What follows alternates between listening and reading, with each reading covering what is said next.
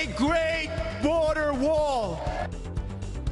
Well, the same U.S. district judge that President Trump once called out for being biased against him, now clearing the way for our commander-in-chief's long-promised border wall. Back in 2016, you may remember that Judge Gonzalo Carrillo was overseeing a lawsuit involving Trump University, which ended up being settled out of court. Well, the new ruling allows the administration to waive regulations to begin construction.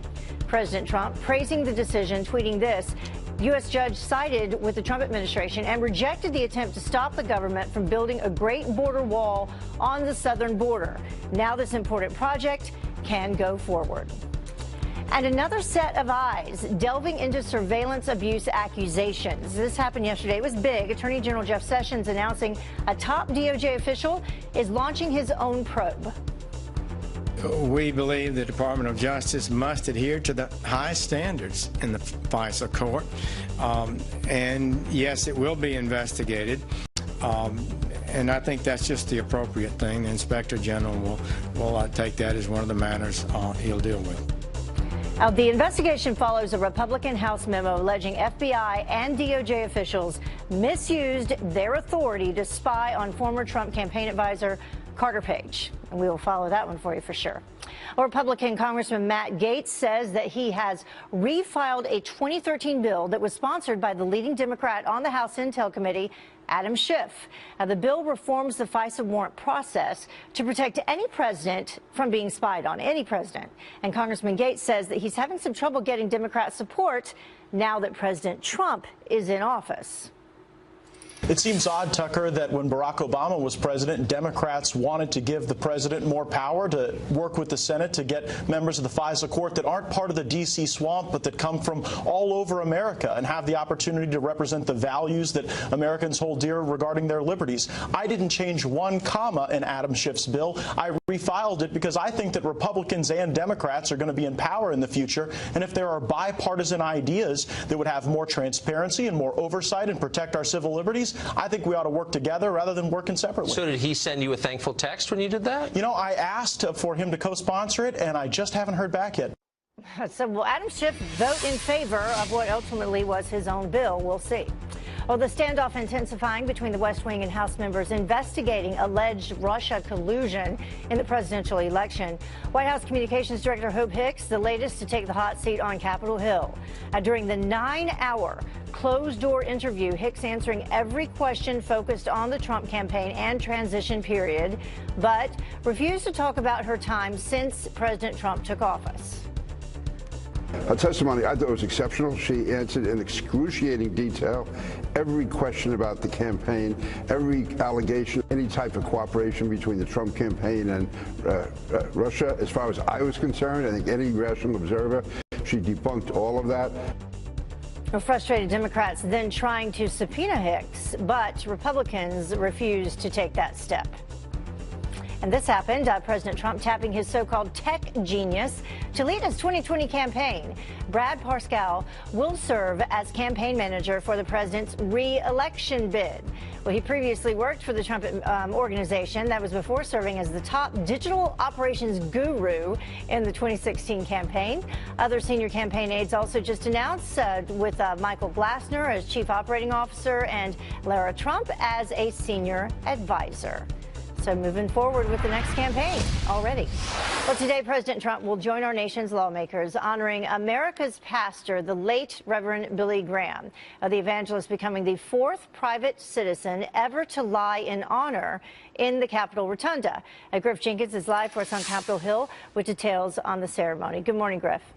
Good morning, Heather. In just a matter of hours, history will be made when America's pastor arrives here on the east front of the Capitol to lie in honor in the Rotunda. And as you mentioned, he's only the 4th citizen to ever do it. The first 2 were Capitol police officers Jacob Chestnut and John Gibson, who were killed in the line of duty in 1998 here at the Capitol. The third being civil rights pioneer Rosa Parks in 2005. And as you can imagine, Speaker Paul Ryan, who played a role in making all this happen, says it's a very special day.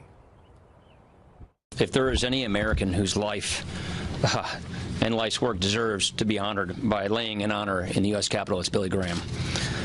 So it's an honor for us here in the Capitol to receive Reverend Graham's casket and to greet his family. So that's something we're very proud to do.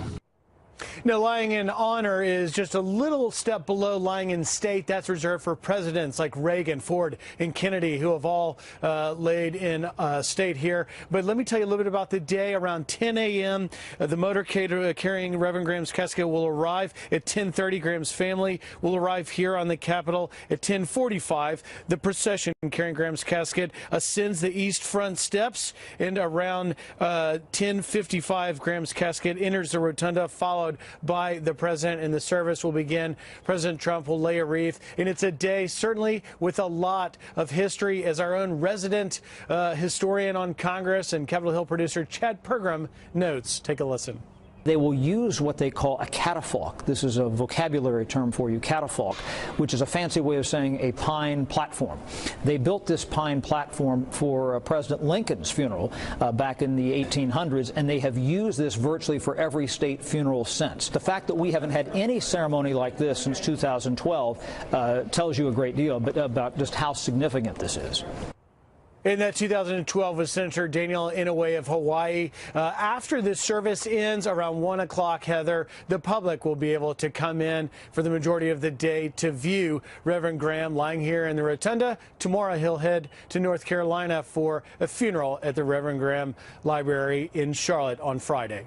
Heather? Yeah, I was in Charlotte, which is where I'm from, this past weekend, and there were tons of flowers lying outside of the Billy Graham Library there. So moved a lot of people. Thank you so much, Griff. Appreciate it. Well, the time now is about 12 minutes after the top of the hour, and disturbing new evidence of Iran building a military base in Syria designed to target Israel. Are they preparing for war? The exclusive satellite photos that you have to see. Stay tuned for that. And the Broward County Sheriff's Department sued for keeping security footage of the Parkland massacre under lock and key.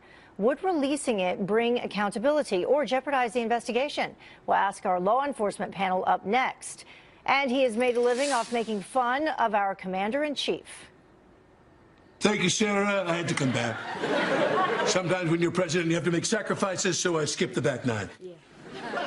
Well, get ready for a lot more where that came from. The big network gig that Alec Baldwin just landed.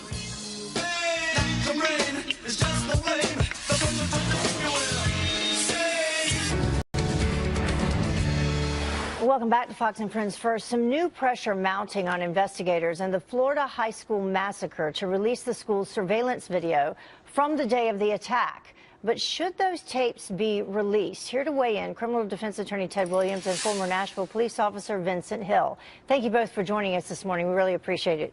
My pleasure. You know, very important topic. You know, with both of you, it's going to be a very difficult day for students as they return today. I cannot imagine being one of those students. I would imagine a lot may stay home.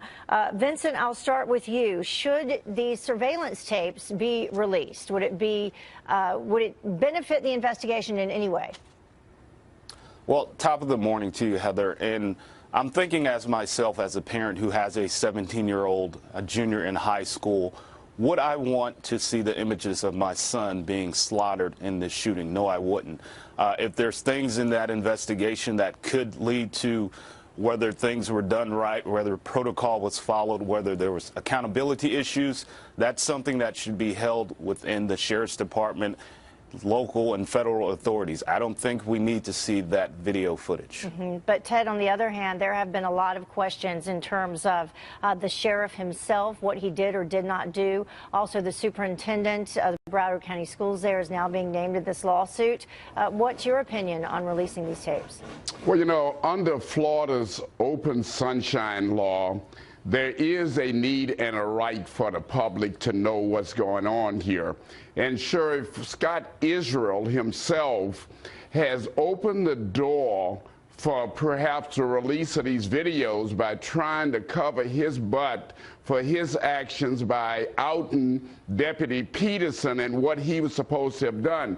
In essence, the sheriff there has given a great detail to the public verbally of what took place.